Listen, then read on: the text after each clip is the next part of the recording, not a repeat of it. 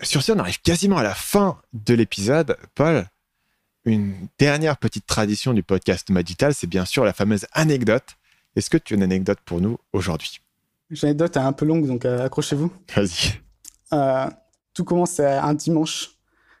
C'est un dimanche et avec deux potes. Donc il y a trois protagonistes. Il y a Simon, Hugo et moi. Simon, que tu connais d'ailleurs. Mhm. On s'est dit on va aller faire un peu de motocross sur une sorte de circuit de track. En sachant que moi, je débutais. Hugo débutait aussi. Simon était un peu plus expérimenté, mais n'était pas aussi encore au top niveau. Et aussi, par exemple, j'utilisais une basket, quoi. Normalement, tu fais jamais de motocross en basket. Ouais. J'étais basket, j'avais un casque de moto normal. Bref, j'étais pas équipé. Au circuit, on rencontre un mec, un pote Max, qui nous parle d'une single, comment ça s'appelle? Single trail, je crois que c'est ça. En gros, c'est un petit chemin où justement tu peux passer, c'est juste peut-être 1 mètre de largeur max, et il nous dit voilà, c'est sympa à faire, vous allez rejoindre Meirim, donc qui est de l'autre côté de la montagne en 15 minutes, c'est niveau intermédiaire. Donc on se dit bah vas-y, on tente. On part là-bas. Ça se passe plutôt pas mal au début. On est en motocross, tout se passe bien. Simon est devant. Pour les trucs, on a une sorte de sorte d'ornière. Il monte, il coince la moto dans l'ornière. Donc on descend. On utilise toute son énergie pour ressortir la moto. On galère. On finit par la poser à côté. Mais on est déjà considéré être mort. Et aussi, on n'avait pas prévu du tout de faire ce trip-là. Et on pensait que ça allait être un truc simple qu'on aurait claqué en 15 minutes, quoi. Et à ce moment-là, je sais pas, il est peut-être 14, 15 heures, un truc comme ça. Euh, Aussi, on n'avait pas pris d'eau avec nous. Et t'as Simon qui commence à subir un peu les effets de la déhydratation. Donc, on décide de faire marche arrière et juste de revenir à pied. Donc, on revient à pied un peu à loose. On finit au bout de 30 minutes par retrouver la civilisation. T'as Simon qui, de mémoire, boit 4 bouteilles d'eau et de coca d'un coup. Et lui, Simon, il a décidé, c'est bon, c'est fini pour aujourd'hui. Au pire, il a dit, parce qu'en fait, c'est une sorte de parc et ça appartient à l'armée. Donc, il dit, au pire, on paiera l'armée pour nous récupérer nos motos, quoi, plus tard. Donc, il repart chez lui. Avec Hugo, nous, on est encore très motivés. Et on se décide, on va pas lâcher, on y retourne. Il commence à pleuvoir et à faire nuit. C'est pas grave, on y retourne quand même. Donc, très rapidement, ce qui devait arriver arriva. Attends, t'as passé combien de temps à faire l'aller-retour? Tu m'as dit qu'il était 14-15 heures, il fait nuit déjà, donc ça a pris quand même Ouais, 1 heure et demie de faire bah, on l'aller-retour. a peut-être passé limite 1 heure à sortir la moto de Simon, puis débattre de ce qu'on devait faire. Après, en Ouais, de ok. retour, 30 minutes. Ouais, Effectivement, peut-être qu'il faudrait une timeline plus ok. précise. Mais du coup, là, il est peut-être Non, non, 16h30, c'est juste. Ok, 17h. il fait nuit. Parce qu'il faut savoir que le jour se couche tôt ici par rapport à la C'est France. vrai. Et c'est une constante, en fait. Généralement, ça fait 18h, c'est réglé. Hmm. Donc, on repart avec Hugo. On est motivé, on veut récupérer nos motos. Surtout qu'en fait, je crois, il me semble que la différence, c'est ça, c'est que nos motos, c'était des motos de location. Donc, vous voulez pas payer une journée en plus aussi. C'était Hmm. ça la motivation, je crois, originelle. On y va. On fait avancer les motos quand même pas mal. À un moment, la moto d'Hugo se bloque et donc moi, je l'aide et je la soulève et on la fait passer par-dessus. C'est autour de ma moto, on n'arrête plus l'énergie, on bloque exactement au même endroit, bon, on l'abandonne ici et on se dit, bon, on va quand même essayer de ramener une moto. Au final, il fait nuit, on est dans la boue, il pleut, on n'y voit rien, on s'épuise, on se retrouve coincé. Pour son crédit, t'as Hugo qui veut pas lâcher l'affaire et qui veut absolument ramener la moto et moi je suis là, non, c'est bon, c'est fini. Je rentre, si tu veux continuer, tu continues, mais je rentre. Donc on finit par rentrer.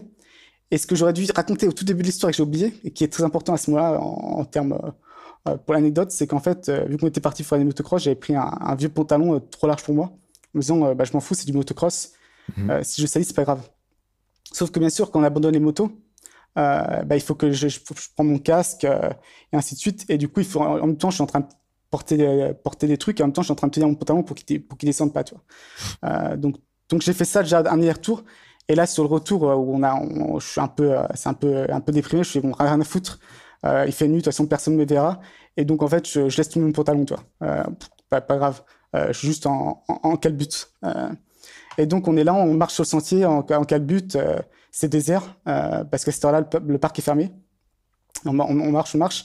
À un moment, on reste un peu en arrière parce qu'on avait repéré la dernière fois qu'il y avait des chiens, euh, des chiens de rue, street dogs, qui étaient là, donc on voulait pas trop prendre de risques.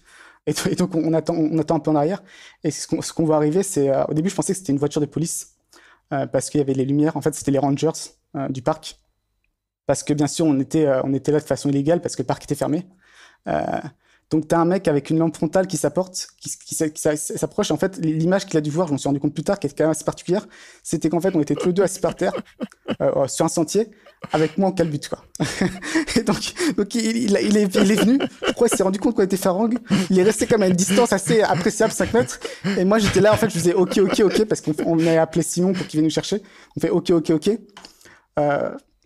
Et l'histoire se finit plutôt bien. T'as Simon qui arrive avec sa copine qui est Thaï et qui négocie. Sa copine explique qu'on s'était perdu tout, en gros on n'était pas en infraction et que voilà, c'était pas volontaire, il n'y avait pas besoin de foutre une amende ou quoi que ce soit.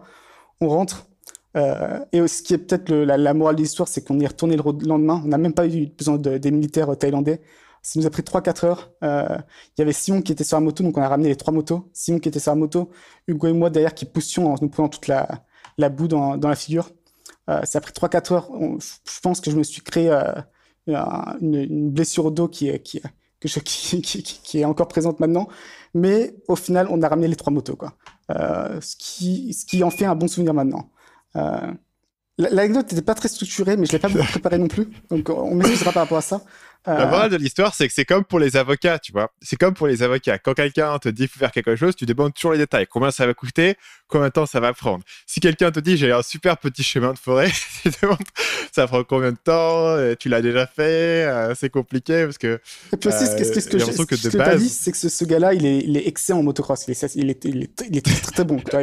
Il fait des compétitions au niveau régional, ainsi de suite. C'est un champion olympique. Mais c'est pas champion olympique, mais c'est pas loin, tu vois. Mais il est vraiment très, très bon. Et donc, c'est peut-être aussi un truc, c'est que quand un mec très, très bon te dit que quelque chose est de niveau intermédiaire, c'est que généralement, c'est pas niveau intermédiaire, quoi. C'est peut-être un peu plus que donc, c'est peut-être aussi quand quelqu'un te dit que c'est quelque chose est facile, mais que cette personne est très, très bonne, généralement, c'est pas aussi facile que ça, quoi. Donc, voilà. Effectivement, peut-être d'abord se renseigner. 2 aussi, se préparer. Voilà. Une autre leçon, c'est qu'il faut prendre de l'eau. Parce que si tu te trouves coincé dans la forêt, il fait chaud en Thaïlande, ainsi de suite, t'as pas d'eau, avec l'effort, rapidement, tu t'épuises. Mais de base, ça m'étonne que d'aller faire de la motocross sans eau, parce que je me dis, tu vas te bouffer de la poussière. J'ai l'impression que 20 minutes dehors ici, j'ai soif, tu vois, donc... Parce qu'en fait, on était parti sur un circuit, en fait, et juste à côté du circuit, tu as une sorte de bar, quoi. Enfin, pas un bar, mais un restaurant. Okay. Donc, on se dit, au pire, voilà, donc... Ouais. Mais après, c'est aussi peut-être la morale de l'histoire aussi, c'est que, à vrai dire, souvent, les sorties en motocross, elles se compliquent. Très souvent, ça se complique. C'est peut-être aussi la morale de l'histoire, c'est que finalement, maintenant, c'est un excellent souvenir, c'est devenu une anecdote. Donc, au final, il y a peut-être aussi une question de risk-reward. Est-ce qu'on prenait un gros risque? Non. On était à 30 minutes à pied au pire. Et donc, au mieux, ça serait quand même bien passé, on aurait fait le trajet comme il fallait. Au pire, on s'est retrouvé coincé et ça fait une histoire à raconter. Donc, c'est peut-être aussi la morale, c'est peut-être l'inverse, c'est justement tenter sa chance. Faites des conneries, vous aurez des trucs à raconter. C'est ça. Tant que vous ne mettez pas votre vie en danger, c'est peut-être une bonne connerie à faire. Ce serait le... Ouais, je pense que c'est un peu ça. Quand il pense, pareil, on a fait un trip en Mongolie en motocross. J'ai souffert pendant tout le trajet. Pour moi, c'était la misère pendant tout le truc. J'étais en galère à part peut-être les 2 premiers jours. Tous les jours suivants, j'étais en souffrance. Mais c'est un super bon souvenir maintenant parce que justement, j'ai persévéré. Et, il y a eu des histoires marrantes qui se sont passées, mais qui sont peut-être pas racontables sur le podcast. Ah ouais, mais, carrément. L'histoire où tu t'es retrouvé en calbute au milieu de la forêt, c'était racontable, mais là, il y a des limites.